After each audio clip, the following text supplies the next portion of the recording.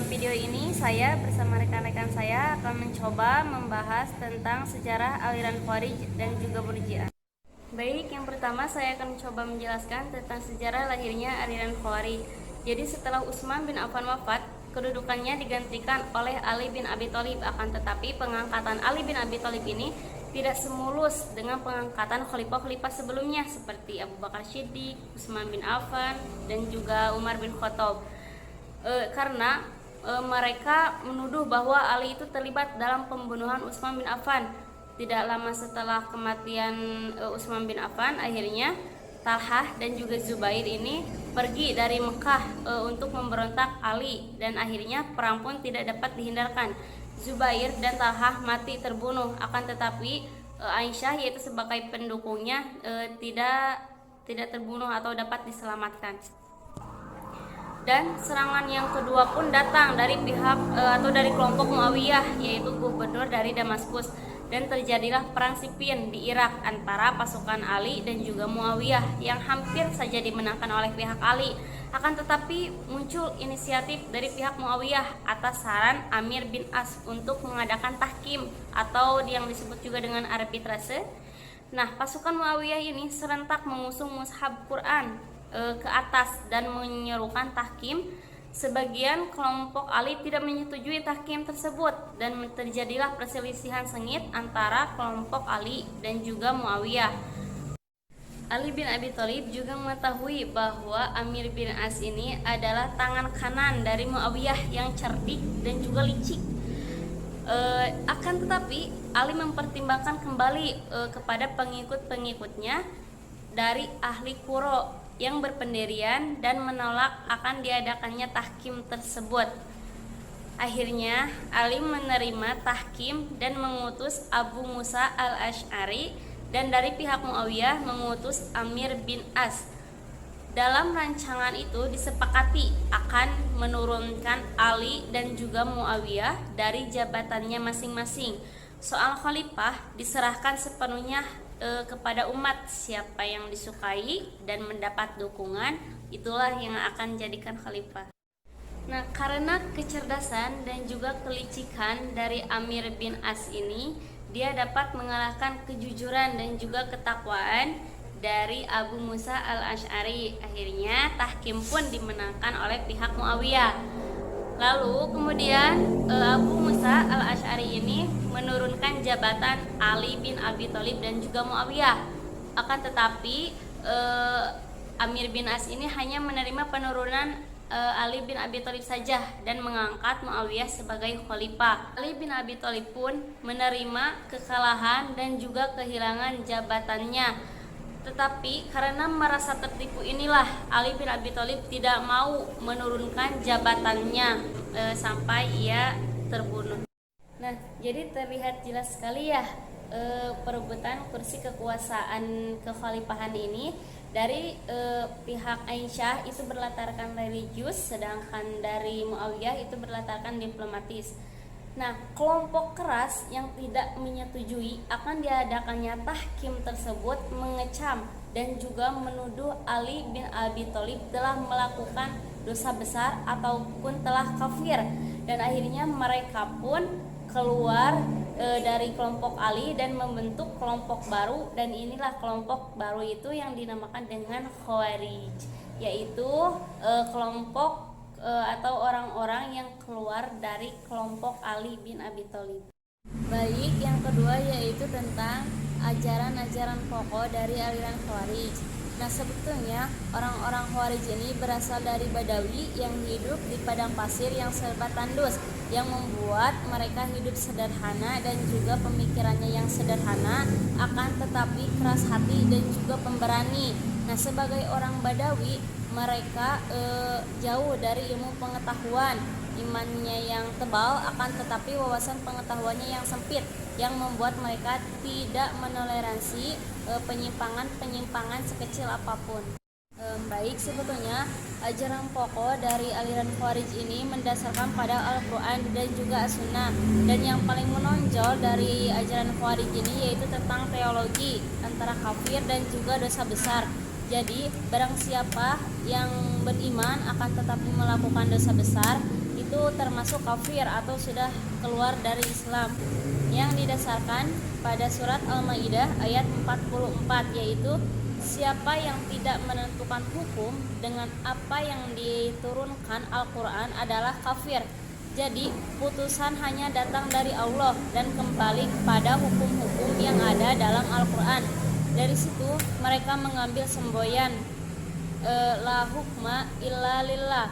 Jadi kenapa pada saat itu kaum Khawarij menentang tentang tahkim yang dilontarkan pada saat itu, karena menurut mereka itu sudah bertentangan dengan ayat Al-Maidah yang barusan saya bacakan.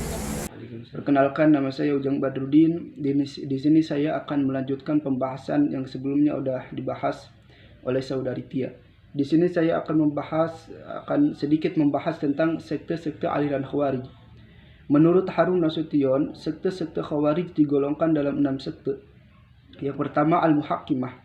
Al-Muhakkimah adalah sekte yang paling awal, yaitu secara langsung lahir akibat dari tahkim di Siffin, dan dapat dikatakan sebagai golongan Khawarij yang asli karena dari pengikut Sayyidina Ali yang kemudian membangkang. Sekte ini telah menggeser pengertian kafir yang ada di dalam Al-Quran. Istilah kafir dalam Al-Quran diperuntukkan bagi orang-orang yang tidak beriman kepada Allah dan kepada baginda Nabi Muhammad SAW. Dengan kata lain, kafir adalah istilah bagi orang yang di luar Islam. Akan tetapi, pada sekte ini menggolongkan orang kafir kepada orang-orang mukmin yang berbuat salah, dan ini tentu keliru. Yang kedua yaitu Al-Azariqah. Nama Al-Azariqah diambil dari seorang tokoh bernama Nafi Ibnul Azraq. Daerah kekuasaannya terletak di perbatasan Irak dan Iran. Menurut paham sekte ini, orang yang tidak sepaham dengan Al-Azariqah dianggap musyrik. Bahkan sekelompok orang yang sepaham dengan Al-Azariqah apabila tidak pindah ke tempat lingkungan Al-Azariqah, maka mereka menganggap musyrik juga. Hanya tempat mereka lah yang mereka anggap Darul Islam, sedangkan daerah-daerah yang lainnya dinyatakan Darul Kufar, yang wajib diperangi dan seluruh harta musuh boleh dijadikan rampasan perang. Yang ketiga, Al-Najdah. Al-Najdah, sekte Al-Najdah ini diambil dari salah satu tokoh, yaitu Najdah Ibnu Amir Al-Hanafi yang berada di kota Yamamah. Sekte Al-Najdah ini adalah pecahan dari sekte Al-Azariqah. Sekte Al-Najdah ini berpendapat bahwa yang berbuat dosa besar tapi sepaham dengan golongannya, maka tidak kafir. Bahkan akan masuk surga setelah disiksa, tapi bukan di dalam neraka. Dan ini jelas tidak dibenarkan dalam Islam. Nah, yang ketiga, Al-Jaridah. Al-Jaridah adalah pengikut Abdul Karim Ibn Ajrad. Pendapatnya mereka tidak mengakui surah Yusuf yang memisahkan tentang cinta Zulaikha kepada Nabi Yusuf. Mereka berpendapat bahwa tidak mungkin Al-Quran mengandung kisah cinta. Karena ada selisih pendapat, maka pecahlah menjadi beberapa golongan kecil, yaitu Maimunah Ibn Khalid dan Hamzah bin Adraq. Mereka berpendapat bahwa perbuatan baik dan buruk timbul dari kehendak manusia sendiri. Nah, ini tentunya sepaham dengan Qadariyah. Adapun Syu'aib bin Muhammad dan Hazim ibnu Ali berpendapat sebaliknya, yakni perbuatan baik dan buruk yang dikerjakan manusia adalah kehendak Allah semata. Mereka mengikuti faham Jabariyah. Yang kelima, Al-Sufriyah. Al-Sufriyah, sekte ini berpendapat bahwa dosa besar itu terbagi dua. Yang pertama, dosa besar yang balasannya di dunia seperti membunuh dan berzina, pelakunya tidak jatuh kafir. Yang kedua, dosa besar yang balasannya di akhirat seperti meninggalkan sholat dan puasa. Al-Sufriyah ini diambil dari nama seorang tokoh, yaitu Ziyad ibn Al-Asfar. Sekte Al-Sufriyah ini pendapatnya agak melunak dan sedikit moderat, dengan membagi pengertian kafir menjadi dua kategori. Yang pertama, kafir al-nikmah. yaitu mengingkari rahmat Tuhan, dan yang kedua yaitu kafir al-rububiyah, yaitu kafir karena mengingkari Tuhan. Yang keenam yaitu sekte al-ibadiyah. Sekte al-ibadiyah ini diambil dari seorang tokoh yaitu Abdullah bin Iyad ar-Ramimi. Yang berbuat dosa besar menurut sekte ini adalah muwahhid, tetapi tidak mungkin. Kalaupun kafir, tetapi bukan dalam pengertian keluar dari Islam, tetapi hanya kafir nikmah.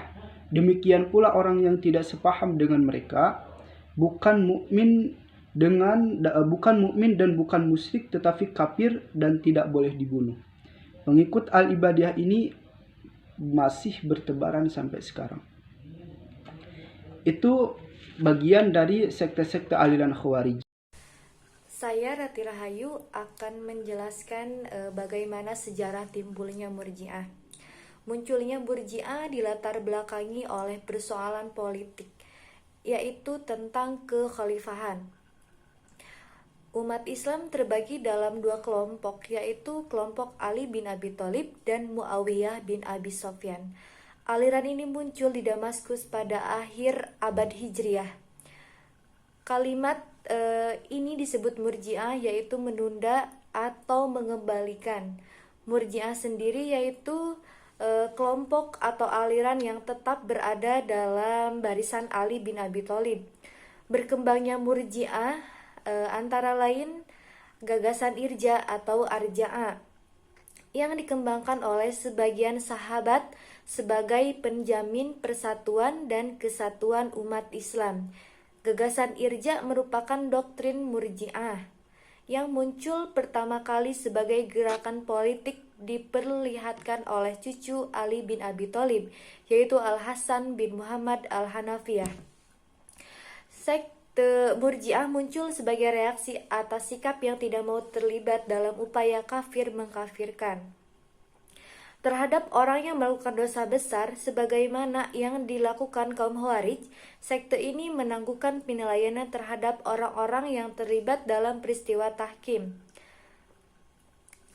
di hadapan Tuhan, karena hanya Tuhanlah yang mengetahui keadaan iman seseorang. Begitupun orang mukmin yang melakukan dosa besar, tapi menurut mereka masih disebut mukmin. Sekte ini beranggapan bahwa berbuat atau melakukan dosa tidak bermasalah apabila disertai dengan iman. Seperti halnya melaksanakan sholat tidak berguna apabila disertai dengan kekafiran. Berkembangnya aliran kaum Murji'ah berpendapat bahwa orang yang melakukan dosa besar tidak dapat dikatakan kafir selama ia mengakui Allah Subhanahu wa taala sebagai Tuhannya dan Nabi Muhammad SAW sebagai Rasulnya.